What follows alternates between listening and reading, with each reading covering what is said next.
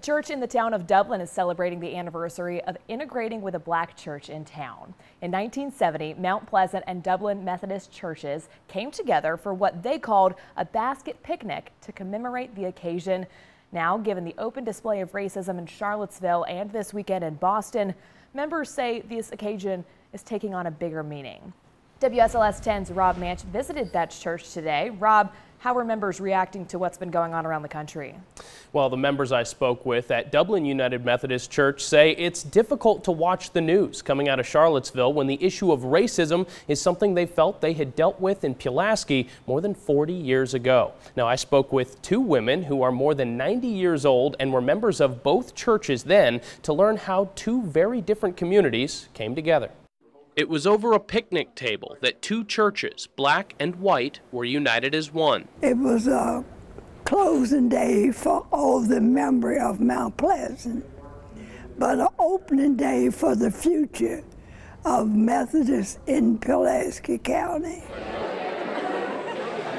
47 years later, that same meal was shared after Sunday's service at Dublin United Methodist Church. 93-year-old Maddie Holmes says the churches meant a lot to the black community back then. At that particular time, the county still had not offered us any formal education beyond that 9th grade. And that means that the churches and any other local business that could house school, this is where we went to school.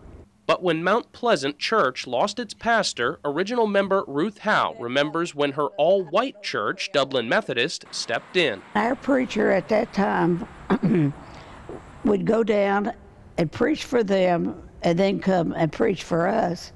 And he really was the instigator of that. Current pastor Don Hanshaw says it quickly became clear the union wouldn't be easy. We had a cross that was burnt on the pastor's front yard, which was just right beside the church.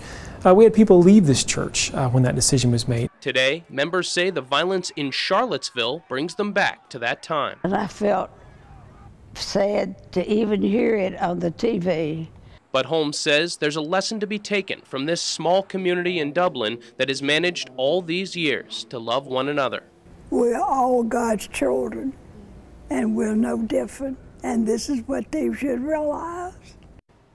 Well, Pastor Hanshaw says the church is continuing to work to continue to diversify its membership and to be an example for other communities around the state and the country of an enduring symbol of unity. In studio, Rob Manch, WSLS 10.